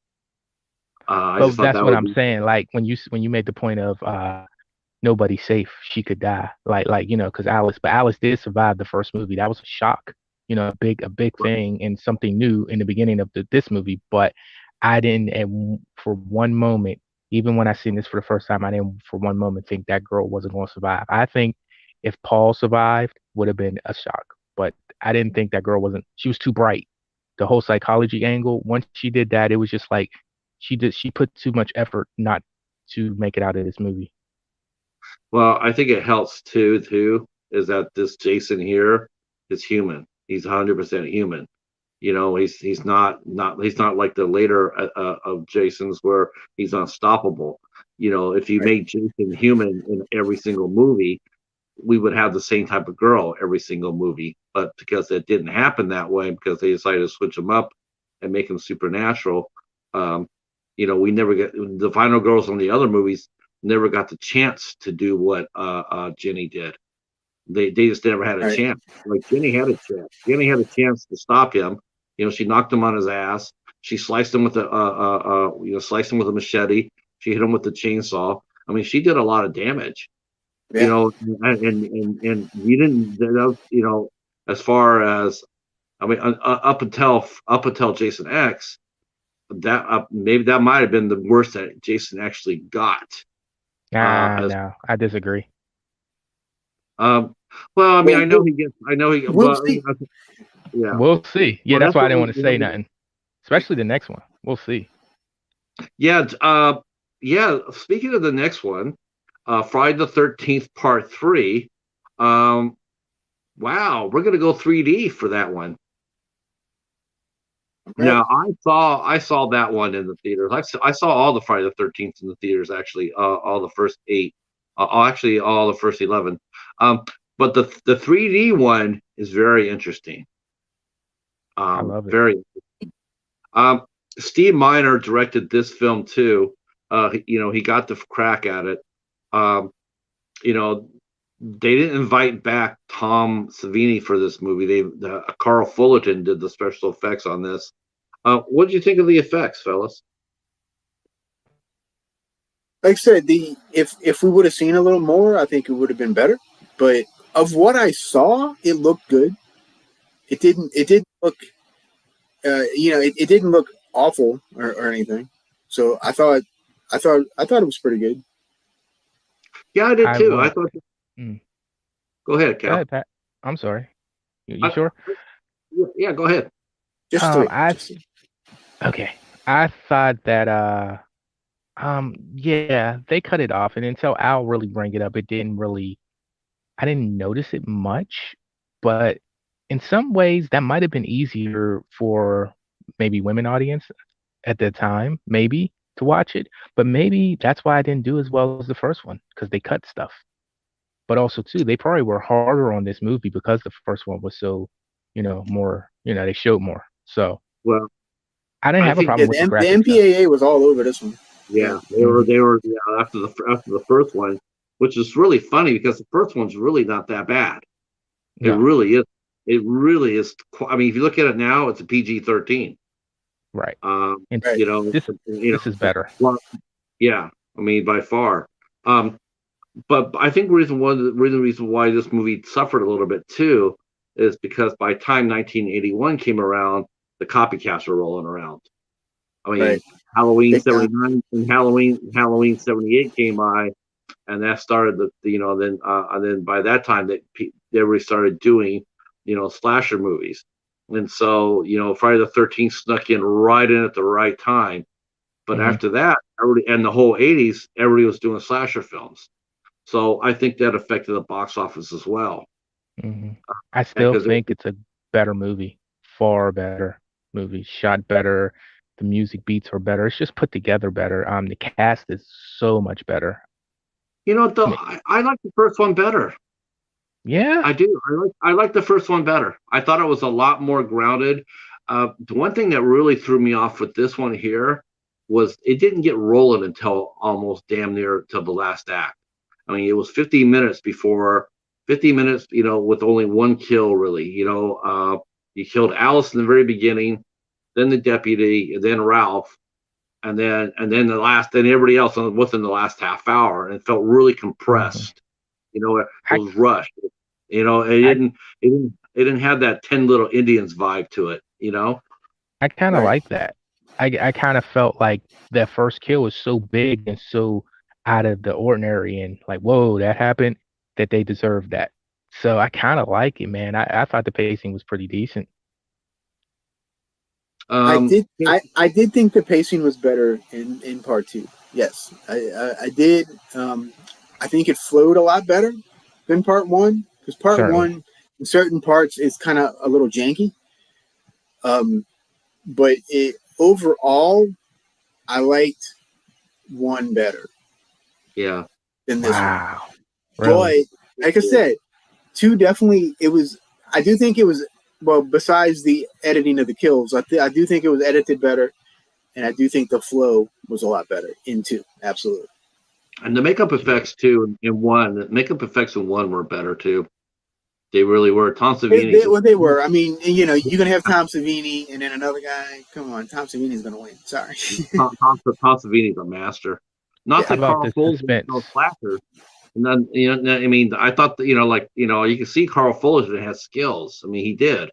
But Tom Savini, I mean, it was just a shame that it was a shame that that Cunningham and Savini and Miller walked away, for the second one because of Yeah. but we do see them come back later on in the franchise. Well, how Um, about suspense, guys? How do you feel about comparing the two? The suspense and the tone of that. Like, which one was more suspenseful for you? Which one had you more like, oh, on your edge? for me, honestly, the first one. because it was Yeah. new. too. Because it was new. It was new. Mm-hmm. Yeah, God, and that's a weakness in every franchise that they can't overcome, is that you're never going to be quite surprising everybody. I mean, it's only been a very couple of films that have actually done that for me. Like the second one just completely stops the first one. Like Saw Yeah. 2, it's so much better than the first Saw. I give you that. I I, feel I, it that's the was, same here, though. I don't know, man. I just still think that first film is on the bottom tier of all of them. I I think know. I just the do. reason why it is, I think part of it is too, honestly, is the cast. The cast, like I said, the cast is just a bunch of theater actors. There's nobody really there you can glom onto. As you know, like when you watch this one here, you know, they're like I said, they're all really handsome and they're really good looking. You know, Hmm. and they're real bubbly, and that really helps. But that's what made the first one so really good, was because they looked like just anybody. And like Yeah. going forward, the cast got, you can look at the cast, and they all started coming out of the Hollywood Central, Hollywood casting. They all had to be young and good looking and beautiful, and willing to take off their clothes and have great bodies. It was like there wasn't a single girl there, and there wasn't a single girl in the first movie that could compare to Jenny or even Terry. I mean, it's just like those You girls were know, just I same thing with wanted to. Mark. Hmm. Mark and Paul were very, very handsome. I mean, so you got something for the ladies. They came out there and watched that movie. They could see a couple of really good-looking fellas on there, and that appeals to it because you're trying to get the female audience in. Like, That's okay, probably why we're they gonna cut give the kills too. that might have been because of the ratings board. Definitely, just they were on them. They were on them because they showed. There's a little documentary Carl Fullerton made. He recorded it, and you could see all the kills were extended, and like the sheriff, the deputy sheriff, when he got hit. I mean, the way he died, it really looked completely painful. When he stabbed the two lovers in the bed, he didn't just stab them; he stabbed them and then moved the spear around like this, like he was making, Hmm. like he was stirring. I mean, it was just Yeah, I really seen that. graphic, and really, really, really painful. You Hey, think we'll Justin, ever how see are those you? cuts? Will we ever see those cuts come? I don't know. I, If you didn't see him in the Scream Factory set, I don't know if you're gonna ever I see him. think I think they lost the footage from what I've You heard. think you think that's for all of them? Because Jason has a real bad history of a lot of cuts. So you think that's Yeah. a thing for all of them? I don't know about all of them. I know about two in particular. They said they cut it and then they lost some of the footage. Supposedly her head with the eyes opening and stuff. That footage is completely destroyed, from what I've heard. Mm. Renee Hey, I says, have a. I just want to. I'm going to come to the chat here for real quick. She mentioned that she saw Halloween in '78. She was only 12, and watching this first classic, also being in the theaters, was Saturday Night Fever and Grease. Yeah, when Tom Travolta.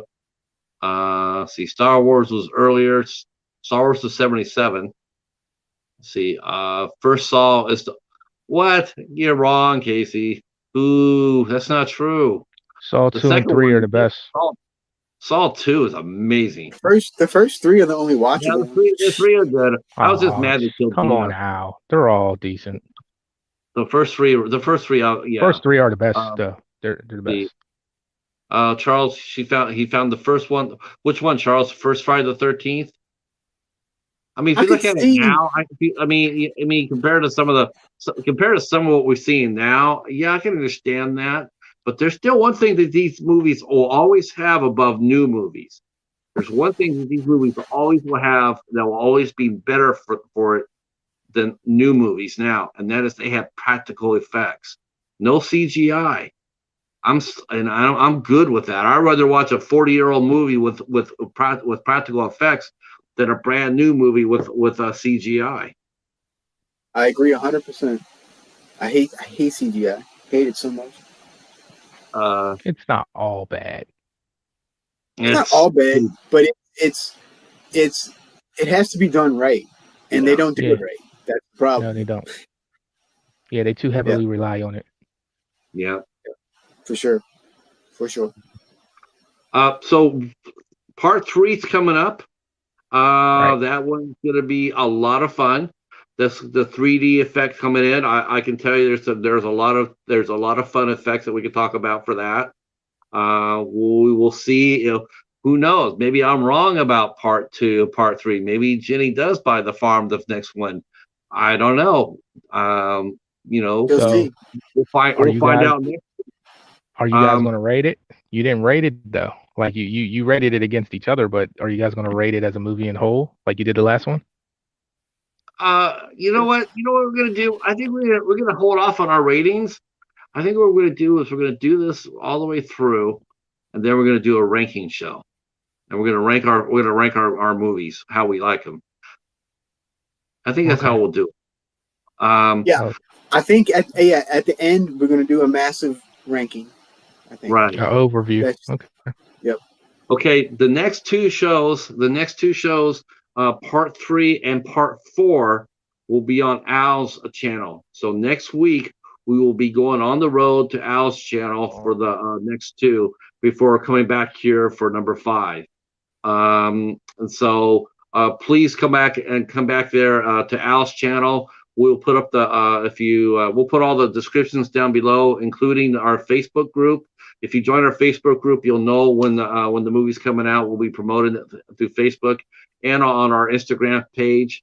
So if you have any questions about it or anything like that, you could just hit us up.